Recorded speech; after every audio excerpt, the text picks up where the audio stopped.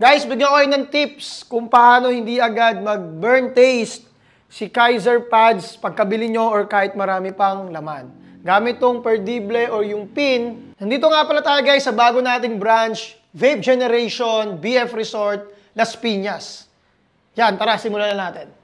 So yun guys, tanggalin nyo lang tong pads ng Kaiser. Kung alam nyo guys na meron ditong umaangat para mag-fill papunta rito sa coil at cotton. Tingin ko yun yung naging problema, may mga pads na hindi maayos yung pagkaka-prime. Basta ganun siya. Sunog na dahil naubos yung or nasunog agad yung loob. So ang gagawin nyo guys, pagkabili nyo ng pads, meron dito sa ilalim na parang pin.